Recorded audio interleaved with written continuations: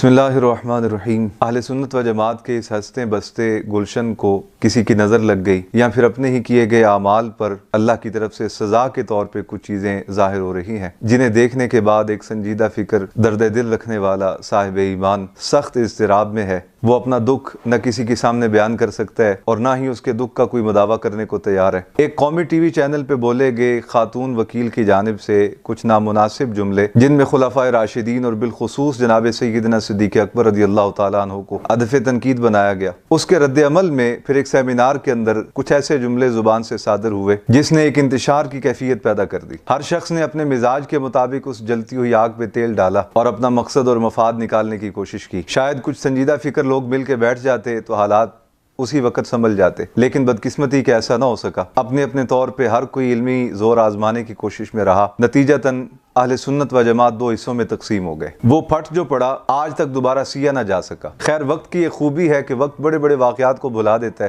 وقت گزر گیا، اب 5-6 سال کے بعد بھاولپور سے تعلق رکھنے والے ایک صاحب کی واٹس ایپ چیٹ لیک ہو گئی، جس میں وہ محترم ڈاکٹر اشرف آصف جلالی صاحب کے متعلق انتہائی سخت جملے بولے انہوں نے۔ یقیناً وہ جملے نامناسب تھے، عمر کے لحاظ سے بھی، علم کے لحاظ سے بھی۔ اختلاف رائے کا مطلب یہ نہیں ہوتا کہ انسان دوسرے کی تذلیل کرنے لگ جائے۔ اختلاف رائے ہے آپ کو ان کی شخصیت پسند نہیں، آپ نہ کلام کریں ان کے بارے میں۔ گویا اس کے بعد ایک ایسا طوفان کھڑا ہوا کہ جو ابھی تک تھمنے کا نام نہیں لے رہا۔ اسی اثناء میں لاہور سے تعلق رکھنے والے ایک فاضل دوست، ان کا ویڈیو بیان وائرل ہوا۔ ویسے تو جو وہ الفاظ بول رہے ہیں ان کی کوئی نہ کوئی تعویل کی جا سکتی ہے، لیکن جس پیرائے میں وہ کہہ رہے ہیں یا جس طرف وہ الفاظ منسوب ہوتے دکھائی دیتے ہیں، محسوس ہوتے ہیں، اس جہت میں یہ شدید نامناسب تھے۔ اختلاف رائے سب کا حق ہے، لیکن ایسے جملے کہہ دینا جو حد تک عزت تک پہنچ جائیں، یہ سخت نامناسب ہے، اخلاقی طور پر بھی اور ایمانی طور پر بھی۔ خیر، بہرحال ان کے جواب میں پھر ظاہر ہے کہ دوسری جانب سے جو ڈاکٹر صاحب سے محبت کرنے والے ہیں، انہوں نے پھر جو کچھ جواب دیا اپنے تائیں وہ دیا۔ پھر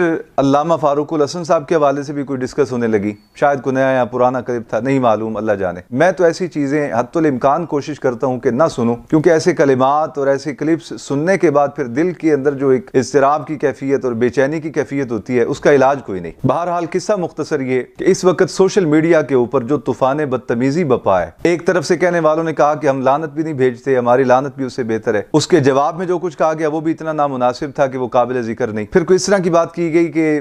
کوئی مصروف عورت نامناسب الامان الحفیظ۔ پھر اس کے جواب میں جو کچھ آگے سے کہا گیا یا کہا جا رہا ہے وہ بھی انتہائی نامناسب ہے، قطعاً قابل ذکر نہیں، اور میں ان کو ذکر کر کے اپنے دل کو مزید تکلیف میں اور اذیت میں مبتلا نہیں کرنا چاہتا، نہ ہی اپنے سننے والے سامعین کے دلوں کو ایذا پہنچانا چاہتا ہوں۔ آج کی یہ ساری گفتگو اس بات کے پیش نظر میں آپ سے مخاطب ہوں کہ ایک تو میں گزارش کرنا چاہتا ہوں اپنے سوشل میڈیا پر کام کرنے والے اہل سنت کے نوجوانوں سے، چاہے ان کا تعلق کسی جماعت سے ہے، کسی خانقاہ سے ہے، کسی دینی ادارے سے ہے۔ دوسری گزارش میں اپنے اکابرین سے کرنا چاہتا ہوں، اور وہ یہ کہ کیا سب اسی طرح چلتا رہے گا یا بڑے اپنے بڑے ہونے کا فرض منصبی بھی ادا کریں گے؟ اگر تو بڑے یہ سمجھتے ہیں کہ ہمارے چل کے جانے سے ہماری عزت کم ہو جائے گی، تو میں عرض کروں گا کہ پھر آپ ہم جیسے خدام کو حکم دیں، ہم شہر شہر، قریہ قریہ، صوبے صوبے، نگر نگر جا کے اپنے اکابرین کے پاؤں پکڑیں اور ان سے التماس کریں کہ خدا کے لیے آپ اتحاد کی اگر پالیسی نہیں بھی بنا سکتے تو کم از کم احترام کی کوئی پالیسی بنا لیں، اور اس کے لیے کسی لمبے چوڑے فلسفے کی ضرورت نہیں، کسی لمبی چوڑی قانون سازی کی ضرورت نہیں۔ تمام دینی اداروں،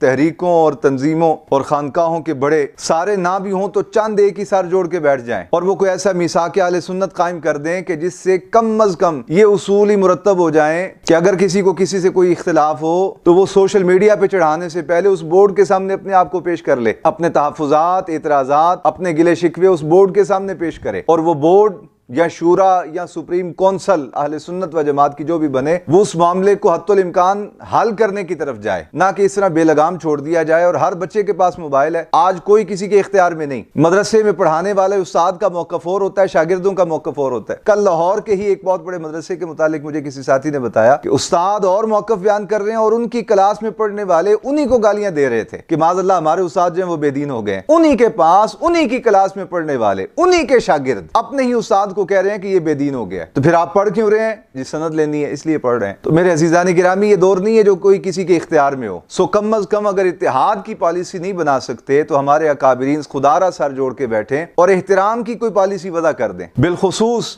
حصہ بقدر جثہ کی بنیاد پہ میں عرض کروں گا، امیر المجاہدین علامہ خادم حسین رضوی رحمۃ اللہ علیہ کے صاحبزادے، بہت گراں قدر اخلاق کے مالک، ملنسار، محبت کرنے والے حافظ سعد حسین رضوی، اور علم کے بحر بے کراں ڈاکٹر اشرف آصف جلالی، اور مظہر غزالی زماں سید مظہر سعید کاظمی، مفتی اعظم پاکستان حضرت مفتی منیب الرحمان صاحب، راولپنڈی سے سید حسین الدین شاہ صاحب، چونکہ وہ بزرگ ہیں، اختلاف اپنی جگہ لیکن ان کو بٹھایا جائے، کراچی سے سید مظفر حسین شاہ صاحب، مفتی اکمل صاحب کو بٹھایا جائے، اسی طرح لاہور کے شیوخ حضرت بہکی وقت علامہ عبدالستار سعیدی صاحب، استاد العلماء مفتی عبدالعلیم سیالوی صاحب، اور بہت بڑے روحانی سلسلے کے شیخ صوفی شوکت علی قادری صاحب، اسی طرح پاکستان سنی تحریک کے دونوں دھڑے، ان کے سربراہان محترم شاداب رضا قادری صاحب، ثروت اجاز قادری صاحب، اور بھی اگر کوئی نام ایسے بزرگوں کے ہوں تو وہ آگے بڑھیں اور کوئی ایسی پالیسی بنائیں کہ کم از کم اگر اتحاد نہیں بھی تو احترام ضرور ہو جائے۔ اس کے لیے انشاءاللہ تعالی ہم اپنی خدمات پیش کرنے کو تیار ہیں۔ ہمارے بزرگ حکم فرمائے، میں اپنے سر کے بل چل کے ان تمام بزرگوں کی خدمت میں جانے کو تیار ہوں، صرف اہل سنت کے لیے، اہل سنت میں باہمی احترام اور محبت کے لیے۔ ہمیں ان جماعتوں سے، تنظیموں سے کوئی ذاتی مفاد نہیں، نہ ان خانقاہوں سے کچھ لینا ہے، نہ ان مدارس سے کچھ لینا ہے، نہ ان تنظیموں تحریکوں سے کچھ لینا ہے، بلکہ ہمیں خوشی ہوتی ہے جب یہ خانقاہیں یا مدارس یا تنظیمیں تحریکیں ترقی کرتی ہیں، مثبت کام ان کا آگے بڑھتا ہے، ہمیں خوشی ہوتی ہے۔ لیکن جب یہ انتشار کا شکار ہوتی ہیں اور پھر بڑوں کے خاموش رہنے کی وجہ سے نیچے جب کارکنان اور ورکر ایک دوسرے کے گریبان چاک کرتے کرتے بزرگوں کی دستاروں کو ہاتھ ڈالتے ہیں، تو پھر گویا دل کی کیفیت یہ ہوتی ہے کہ ہم ایک ایسے کمرے میں قید ہیں جس میں آکسیجن نہیں اور سانس لینے میں شدید دشواری ہے۔ آخر ایسے ماحول میں کب تک جیا جا سکتا ہے؟ میں اپنے تئیں انشاءاللہ تعالی علامہ سعد حسین رضوی صاحب سے، حضرت ڈاکٹر اشرف آصف جلالی صاحب سے، دونوں بزرگوں کی خدمت میں حاضر ہوں گا اور اپنی دستار ان کے قدموں میں رکھ کے ہاتھ جوڑ کے عرض کروں گا، آپ آگے بڑھیں، آپ کی جماعتیں بڑی ہیں، آپ کا حق زیادہ بنتا ہے کہ آپ اس فتنے کو دبانے کے لیے عملی اقدامات کریں، کم از کم احترام کی پالیسی تو ضرور وضع کریں۔ اور کارکنان سے گزارش یہ ہے کہ خدا کے لیے آپ کو اللہ نے جتنا علم، فہم، شعور عطا کیا ہے، اسے دین اسلام کی آبیاری میں لگائیں، منفی کردار ادا نہ کریں۔ آپ کے ہاتھ میں موبائل ہے، کل قیامت والے دن آپ سے اس کے بارے میں پوچھا جائے گا کہ آپ اس کے ذریعے مثبت کام کرتے رہے ہیں یا منفی انتشار پھیلاتے رہے ہیں۔ اللہ رب العالمین ہمیں اس زاویے میں سوچنے کی توفیق عطا کرے۔ السلام علیکم ورحمۃ اللہ وبرکاتہ۔